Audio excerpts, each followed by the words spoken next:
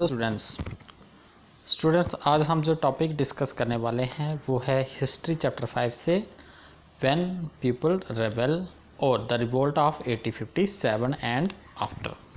तो स्टूडेंट्स इसमें देखते हैं कि किस तरीके से ब्रिटिश की पॉलिसीज़ से तंग आके लोगों ने उनके खिलाफ एक रिवोल्ट किया, जो कि जिसको फर्स्ट वार ऑफ इंडिपेंडेंस के नाम से भी जाना जाता है। द रिवोल्ट ऑफ 1857 में आइए देखते हैं। The revolt of 1857 is also referred as 1857 का जो रिवोल्ट था उसको सिपाही म्यूनिटी भी बोला जाता था या फिर the first war of independence के नाम से भी जाना जाता है। तो उसको हम रिवोल्ट ऑफ 1857 भी कह सकते हैं, द सिपाही म्यूनिटी भी कह सकते हैं और the first war of independence भी कह सकते हैं। The chapter deals with the outrage or anger of the people of India from different backgrounds against the East India Company। इस चैप्टर और इस रिवोल्ट हमें डील करता है जो लोगों का एंगर था ईस्ट इंडिया कंपनी के अगेंस्ट, और उसके पीछे क्या बैकग्राउंड था उसको शो करता है। As they were facing pressures and hardship due to the policies made by the company, जैसे कि उनको सप्रेशन का सामना करना पड़ा और बहुत सारी डिफ़िकल्टीज़ आई जो पॉलिसीज़ फ्रेम की गई थी ईस्ट इंडिया कंपनी के द्वारा, and the changes made by them in their policies there after.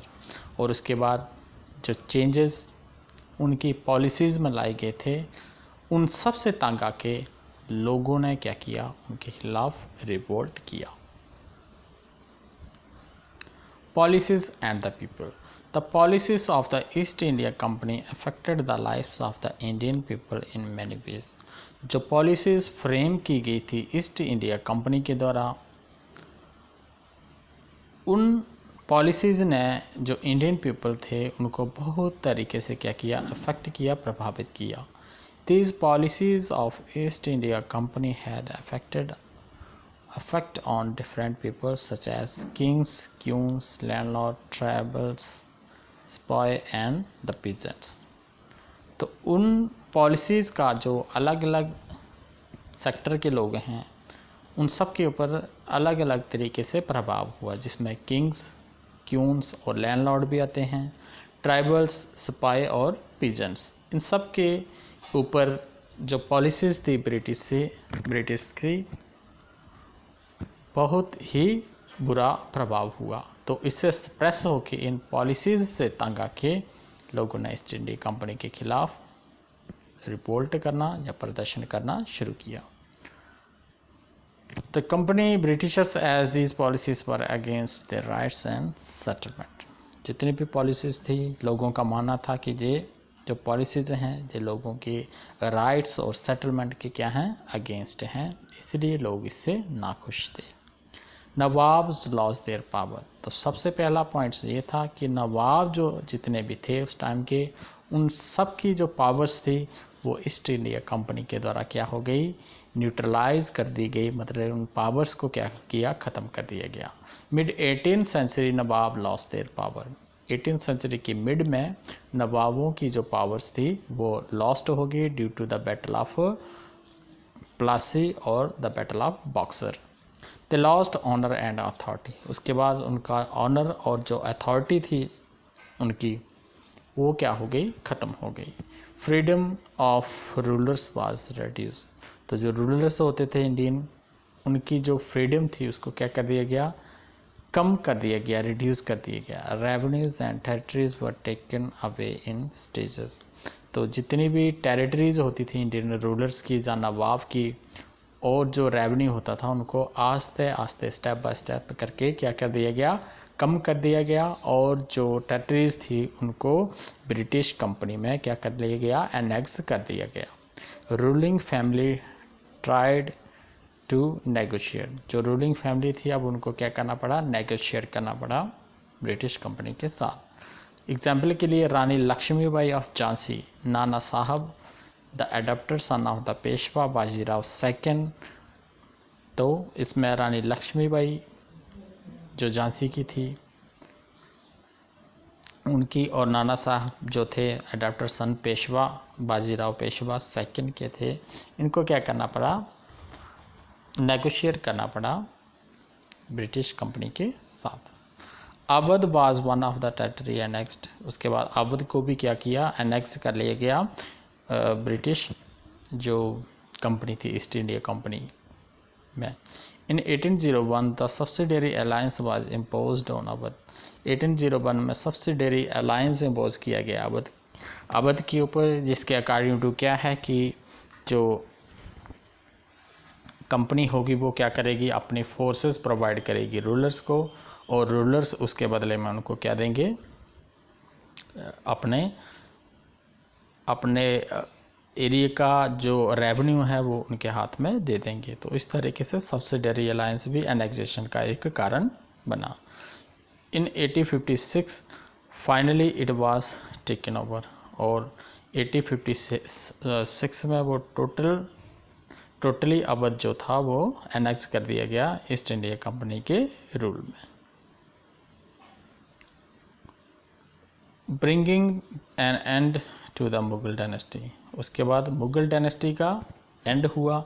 The name of the Mughal king was removed from the queen's mind by the company, उसके बाद सबसे पहले क्या था कि जो मुगल बादशाह उस टाइम बहादुर शाह जफर हुआ करते थे, उनका नाम जो था वो ख़त्म कर दिया गया, जो कॉइन बनाए जाते थे कंपनी के द्वारा। इन 1849 Governor General Dalhousie announces that after the death of Bahadur Shah Jafar, the family of the king would be shifted out of the Red Fort. उसके बाद 1849 में अनाउंस किया गया कि अगर बहादुर शाह जफर की डेथ हो जाती है तो उसके बाद जो उसके फैमिली के लोग होंगे उनको रेड फोर्ट से क्या कर दिया जाएगा, शिफ्ट कर दिया जाएगा कहीं दूसरी जगह पे। In 1856, Governor General Canning decided that Bahadur Shah Jafar would be the last Mughal emperor. उसके बाद 1856 लॉर्ड कनिंग द्वारा डिसाइड किया गया कि बहादुर शाह जफर जो है वो लास्ट मुग़ल रूलर रहेंगे। इसके बाद मुग़ल जो मुग़ल सल्तनत है उसका क्या हो जाएगा, ख़त्म हो जाएगी मुग़ल सल्तनत। इसके बाद और जो उनके एंसेस्टर होंगे उनमें से कोई भी बादशाह नहीं रहेगा। तो बहादुर शाह को लास्ट मुग़ल रूलर माना गया। पीजेंट्स एंड द स्पाई, अब पीजेंट्स और स्पाई की क्या प्रॉब्लम थी। The peasants and zamindar were unhappy because of the high taxes and the rigid methods of the revenue collections. Peasants और जमींदार जितने भी थे वो सब ब्रिटिशर्स की पॉलिसीज़ को लेके अनहैप्पी, नाखुश थे, क्योंकि जो टैक्सेस थे पीजेंट्स के ऊपर वो बहुत ही हाई थे, और उनके जो मेथड ऑफ रेवेन्यू कलेक्शन था वो बहुत ही हार्ड थे। फेल्ड टू पे loan so lost their lands, अब कंपनी जो थी पीजेंट्स और ज़मींदार को लोन देती थी, और जब वो लोन का अमाउंट रीपेमेंट करने में अगर वो असमर्थ रहते थे, फेल हो जाते थे, तो उनकी लैंड जो थी वो कंपनी क्या कर लेती थी, अपने हाथों में ले लेती थी। The Indian sipahi were discontent about their pay, allowance and conditions of the services. Indian सिपाही जो हुआ करते थे उस टाइम, उनके साथ भी अच्छे तरीके से व्यवहार नहीं किया जाता था। उनकी पे के बारे में, उनके अलाउंसेस के बारे में, और उनकी जो कंडीशंस थी उस टाइम वो बहुत ही ख़राब थी। तो काम ज़्यादा करवाया जाता था उनसे, और जो पे होती थी वो कम दी जाती थी। तो जो हाईएस्ट रैंक्स होते थे आर्मी के वो सारे ब्रिटिशर्स के हाथ में हुआ करते थे। तो इस चीज़ को लेके भी जो इंडियन सिपाही थे उनके अंदर क्या था, डिसकंटेंट था। New rules violate their religious sentiments and believes, उसके बाद न्यू रूल्स बनाए गए जो कि जो आर्मी हुआ करती थी उनके सेंटिमेंट्स, उनके रिलीजियस बिलीफ के ऊपर क्या था, एक बहुत ही बड़ा झटका था। They were not ready to cross the sea, अब उनके अकॉर्डिंग टू क्या था कि सी को क्रॉस करना उनके रिलीजियस बिलीफ के अगेंस्ट था। लेकिन आर्मी में जब कंपनी जो थी वो एक कंट्री से दूसरी कंट्री में भेजती थी जब आर्मी को, तो ये उनके रूल के खिलाफ माना जाता था, इसलिए वो लोग इनसे अनहैप्पी थे। इन 56 a new law was passed by the company for overseas services. 1856 में एक न्यू कानून लाया गया, उसके अकॉर्डिंग टू क्या है कि कंपनी की जितनी भी आर्मी है उसको बाहर जाना ही पड़ेगा। The anger of the peasant quickly spread among the spy. उसके बाद जो पीजेंट्स थे उनका जो एंगर था उसको लेके भी जो सिपाही थे उनके अंदर बहुत ही ज़्यादा क्या है, गुस्सा और बहुत ही ज़्यादा एंगर भरा हुआ था। तो ये सारे कारण आगे जाके रिवोल्ट को क्या किया, इन सब कारणों ने आगे जाके रिवोल्ट को बढ़ावा दिया। Responses to the reforms, Indian society to be reformed. उसके बाद कुछ सोशल काजेज हुए इसमें जो कि रिफॉर्म्स लाए गए थे ईस्ट इंडिया कंपनी के द्वारा इंडियन सोसाइटी में। ये सब आगे जाके कारण बने रिवोल्ट ऑफ 1857 की। Indian society to be reform, उनको रिफॉर्म किया गया। बहुत सारी ऐसी पॉलिसीज़ थी जो कि अगेंस्ट सोसाइटी के मानी जाती थी, तो लोगों ने भी इसके खिलाफ किया रिवोल्ट किया, अपने एंगर को बाहर निकाला रिवोल्ट के लिए। Law to stop the practice of sati, sati practice हुआ करती थी उस टाइम हिंदुस्तान में। उस सती सिस्टम को ख़त्म करने के अगेंस्ट भी लोगों ने क्या किया, ब्रिटिशर के खिलाफ अपना जो एंगर था उसको शो किया। Encourage window remarriage, window remarriage का जो रिफॉर्म था। इंग्लिश एजुकेशन को प्रमोट किया गया था। उसके बाद 1830 जो क्रिश्चियन मिशनरी थी उनको अलाउ किया गया था कि वो किसी भी काम को करने के लिए क्या है, टोटली फ्री हैं। 1850 में एक लॉ हुआ, conversion to Christianity to inherited ancestors property. उसके बाद क्या है कि जो इस एक्ट के अकॉर्डिंग टू क्या है कि जो क्रिश्चियनिटी को कन्वर्ट करेगा उसको एंसेस्टर्स की प्रॉपर्टी मिलेगी, जो नहीं करेगा उसकी प्रॉपर्टी को कंपनी क्या कर लेगी, अपने हैंड ओवर कर लेगी। Religious destruction, social custom and tradition, way of life.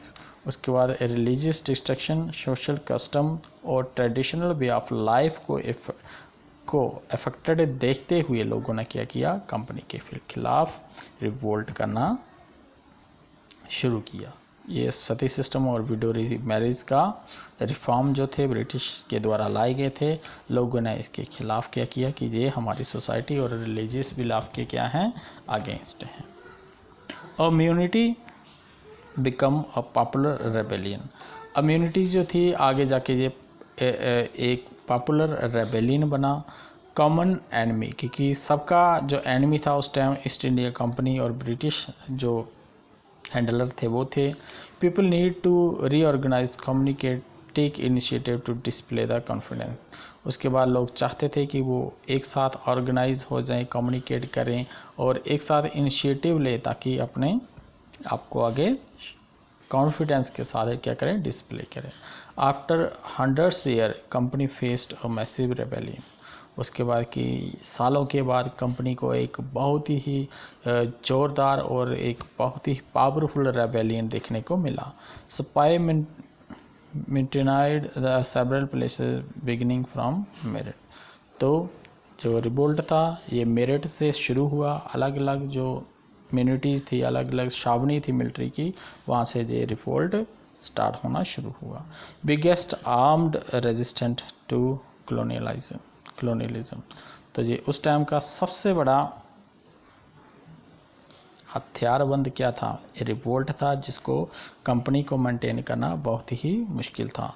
From Meerut to Delhi. अब क्या हुआ, 29 March 1857 a young soldier Mangal Pandey was hanged to death for attacking his officers in Barrackpore.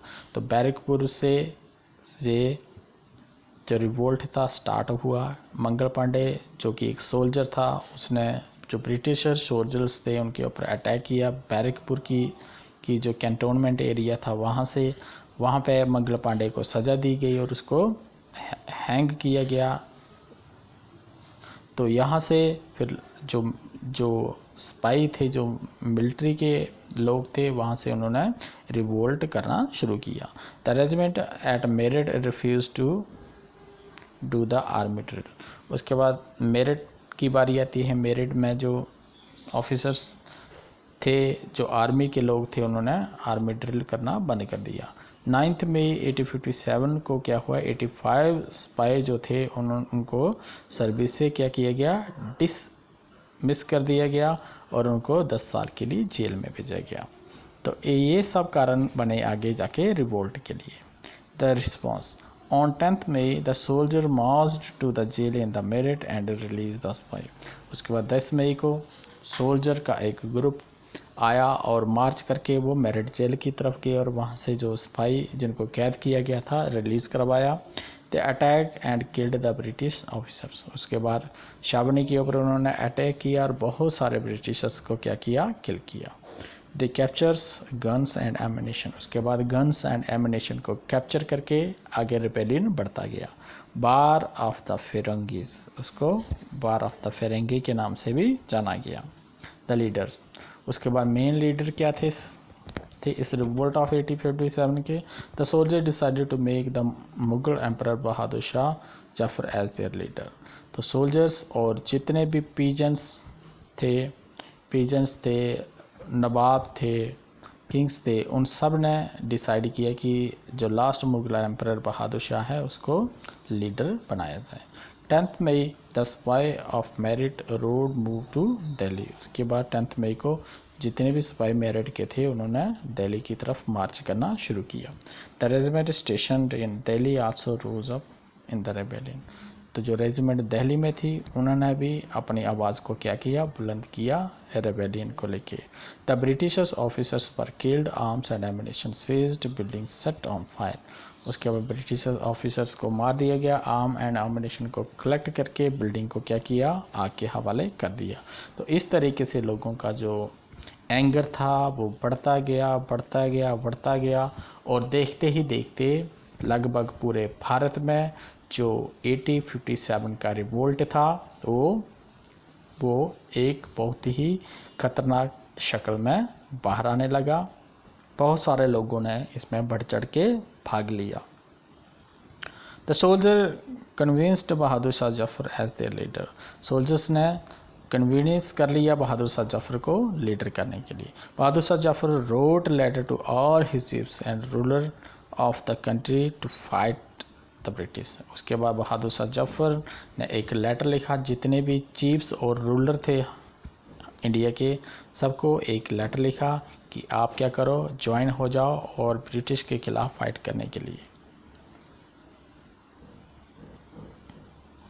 उसके बाद इस तरीके से जो रिवोल्ट आगे बढ़ता गया और बाद में लास्ट में आके ये जो रिवोल्ट है ब्रिटिशर्स की शक्ति के द्वारा, जब ब्रिटिशर्स की पॉलिसीज़ के द्वारा इस रिवोल्ट को क्या किया गया, कंट्रोल कर लिया गया। इसके बहुत सारे कारण थे, जैसे कि उस टाइम जो रेलवे था इंडिया में आ चुका था, तो रेलवे के जरिए जहाँ पे रिवोल्ट होता था अपनी पूरी आर्मी के साथ जो ब्रिटिश वहाँ पहुँच जाती थी और उस रिवोल्ट को उस जगह पर जाके कंट्रोल कर लेती थी।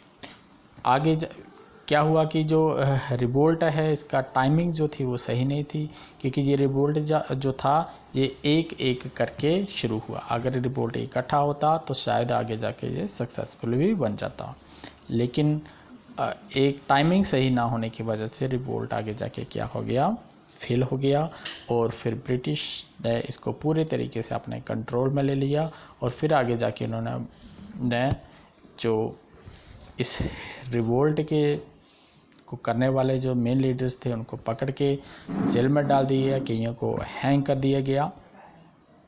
इस तरीके से जो फर्स्ट वार ऑफ इंडिपेंडेंस था आगे जाके क्या हुआ, वो फेल हो गया। Latest recall the policies of the East India company affected the lifes of the Indian people in many ways. अब मेन कारण क्या था कि जो पॉलिसीज थी ब्रिटिश की, उनसे तंग आके लोगों ने ब्रिटिशर के खिलाफ क्या किया, रिवोल्ट किया। नवाब की जो पावर थी वो लॉस हो गई और पीजेंट्स और सिपाही थे वो भी ब्रिटिशर की पॉलिसी को लेके अनहैप्पी थे। British reform the Indian society. British जो थे उन्होंने इंडियन सोसाइटी को रिफॉर्म करने के लिए बहुत सारे रिफॉर्म्स लाए थे। तो उससे उनकी सोशल और पॉलिटिकल जो लाइफ थी, सोशल और जो रिलीजियस लाइफ थी, उसके ऊपर क्या हुआ, इफेक्ट हुआ। Many Indians were dissatisfied with the British policies. बहुत सारे इंडियन थे जो ब्रिटिशर्स की पॉलिसीज़ को लेके क्या थे, अनहैप्पी थे।